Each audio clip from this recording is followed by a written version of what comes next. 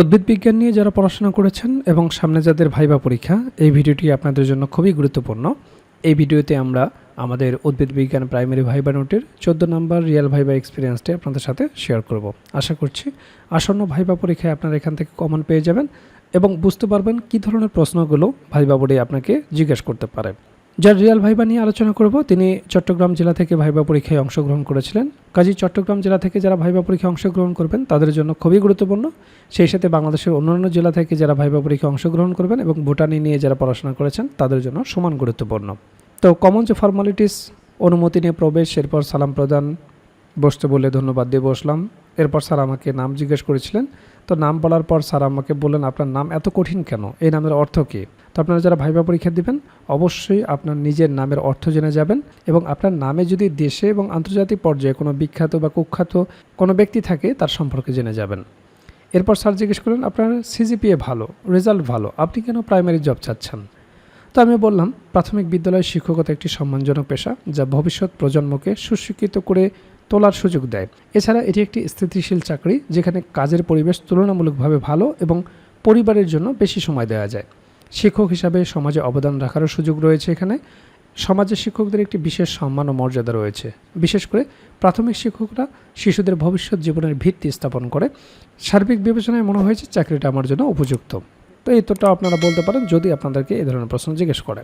এরপর স্যার গণিত থেকে জিজ্ঞেস করলেন যে, বলেন তো টাকায় 6টা দরে কিনে 60টি দরে বিক্রি করে শতকরা 60টি দরে বিক্রি করলে শতকরা কত লাভ বা ক্ষতি হবে?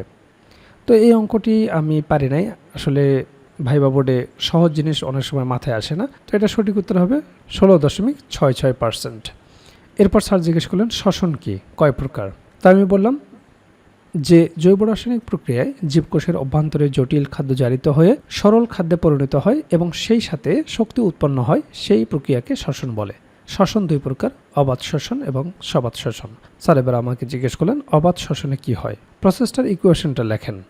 তো বললাম, অবাধ শ্বসন হলো অক্সিজেনের অনুপস্থিতিতে ঘটে যাওয়া একটি শ্বসন প্রক্রিয়া। এতে গ্লুকোজ সম্পূর্ণরূপে জারিত না হয়ে কিছু জৈব যৌগ যেমন ইথাইল অ্যালকোহল বা ল্যাকটিক অ্যাসিড, কার্বন ডাইঅক্সাইড এবং অল্প পরিমাণে শক্তি উৎপন্ন করে। অবাধ শ্বসনের যে রাসায়নিক বিক্রিয়াটা হয়, যদি সমীকরণ লিখতে বলো তাহলে এই সমীকরণটা আপনারা লিখে দেবেন। এরপর স্যার জিজ্ঞেস করলেন, শ্বসনের ক্যাটালিস্ট কী? তো এই প্রশ্নের উত্তর আমি দিতে পারি নাই। তো আপনারা বলবেন, শ্বসনের অনুঘটক বা ক্যাটালিস্ট হলো এমন একটি পদার্থ যা শ্বসন প্রক্রিয়ার গতি বাড়ায় কিন্তু নিজে সেই প্রক্রিয়ায় ব্যবহৃত হয় না। সহজ ভাষায় এটি এমন একটি বস্তু যা রাসায়নিক বিক্রিয়া দ্রুত হতে সাহায্য করে কিন্তু বিক্রিয়ার শেষে অপরিবর্তিত থাকে। তো স্যার বলেন, একটু ট্রাই করেন, পারবেন।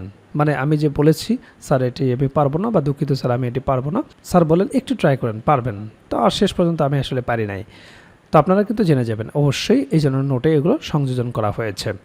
তো স্যার জিজ্ঞেস করলেন, আপনাকে ধরুন নিয়োগ দেওয়া হলো, আপনি ক্লাসে আসলেন কিন্তু বাচ্চারা আপনার কথা কিছুতেই শুনতে আগ্রহী না, কি করবেন সেই মুহূর্তে?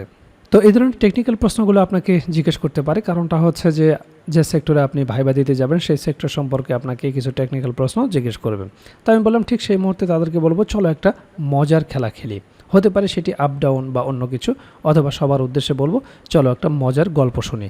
এভাবে সবার মনোযোগী করার চেষ্টা করব। তো স্যার বললেন, আপনি ইম্পর্টেন্স অফ ট্রিজ নিয়ে কিছুক্ষণ বলুন। তো আমি বললাম, গাছ আমাদের জীবনের জন্য অপরিহার্য। গাছপালা বাতাস থেকে কার্বন ডাইঅক্সাইড শোষণ করে এবং অক্সিজেন সরবরাহ করে, যা আমাদের শ্বাস প্রশ্বাস এবং জীবনের জন্য অত্যাবশ্যক। এছাড়াও গাছপালা পরিবেশের তাপমাত্রা নিয়ন্ত্রণ করে, মাটিকে ক্ষয় থেকে রক্ষা করে এবং বন্যপ্রাণীর আবাসস্থল হিসেবে কাজ করে। স্যার এবার আমাকে জিজ্ঞেস করলেন, আপনার সবচাইতে বড় গুণ কী? তো আপনি জানেন যে আপনার সবচাইতে বড় গুণ কী, এটা এক একজনের ক্ষেত্রে এক একটা হতে পারে। তো তিনি তারটা বললেন। এরপর সামগ্রিক বিষয় নিয়ে স্যার মন্তব্য করলেন যে, আপনি আমাদের ধারণার বাইরে নার্ভাস। তার মানে স্যাররা ধরে ফেলেছিলেন যে আমি ভাইবা বোর্ডে অনেকটাই নার্ভাস ফিল করছিলাম। বললেন, পাবলিক ইউনিভার্সিটি স্টুডেন্ট এত নার্ভাসভাবে উত্তর দেবেন না, যা বলবেন বোল্ডভাবে বলবেন। বোল্ড মানে সাহসীভাবে বলবেন। আপনি কেপেবল কিন্তু আপনার কনফিডেন্স খুবই লো, আপনি আসুন। তার মানে স্যাররা তার উপর একটু হলেও বিরক্ত হয়েছেন। তো এবার শুনুন প্রার্থীর মন্তব্য। তিনি বলেছেন, আমি আসলে জীবনের প্রথম ভাইবা দিতে গিয়েছিলাম, খুব ইজি ম্যাথ পারলাম না, সাবজেক্টিভটার মাঝে কিছু পারি নাই।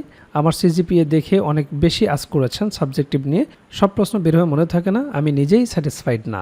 তার মানে প্রার্থীর কাছে মনে হয়েছে ভাইবা দিয়ে তিনি নিজে স্যাটিসফাইড না।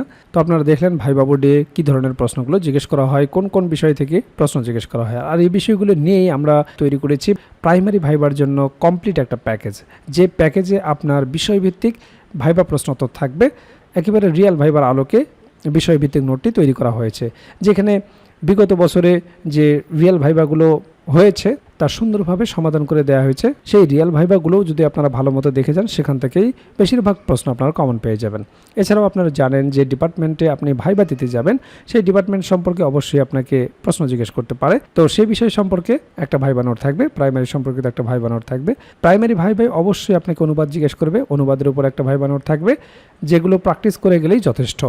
এরপর আপনার নিজ জেলা সম্পর্কে অবশ্যই আপনাকে দু একটি প্রশ্ন জিজ্ঞেস করতে পারে। আপনার জেলা কেন বিখ্যাত, আপনার জেলা দর্শনীয় স্থান কি, আপনার জেলার নামকরণ ইতিহাস কি, বিখ্যাত খাবার কি, ভাষা ও সংস্কৃতি সম্পর্কে জিজ্ঞেস করতে পারে, মুক্তিযুদ্ধে কী অবদান রেখেছিল, নানাবিধ গুরুত্বপূর্ণ প্রশ্ন থেকে আপনাকে দু চারটি প্রশ্ন জিজ্ঞেস করতে পারে। তো সে সম্পর্কিত আপনার জেলার ওপর সুন্দর একটা সাজানো গোছানো নোট থাকবে।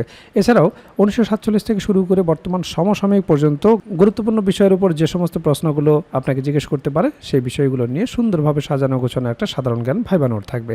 এছাড়াও আপনারা জানেন যে প্রাইমারি ভাইবা বোর্ডে বাংলা ব্যাকরণ এবং সাহিত্য অংশ থেকে বেসিক কিছু প্রশ্ন জিজ্ঞেস করে থাকে, সে বিষয়ে একটি ভাইবা নোট থাকবে। এছাড়াও গণিতের একটি বেসিক ভাইবা নোট থাকবে। আপনারা জানেন যে পাটিগণিত, বীজগণিত এবং জ্যামিতি অংশ থেকে কিছু বেসিক প্রশ্ন জিজ্ঞেস করা হয়। যেহেতু আপনি প্রাইমারির শিক্ষকতা করবেন, একেবারে বেসিক জিনিসগুলো যদি আপনি না বলতে পারেন, তাহলে চাকরি পাওয়াটা আপনার জন্য দুষ্কর হয়ে যাবে।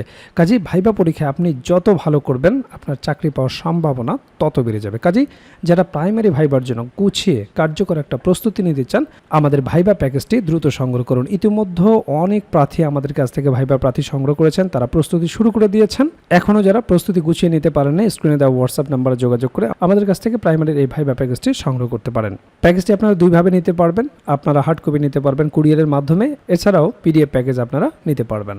কাজেই দেরি না করে দ্রুত স্ক্রিনে দেওয়া হোয়াটসঅ্যাপ নাম্বারে যোগাযোগ করে প্যাকেজটি সংগ্রহ করুন।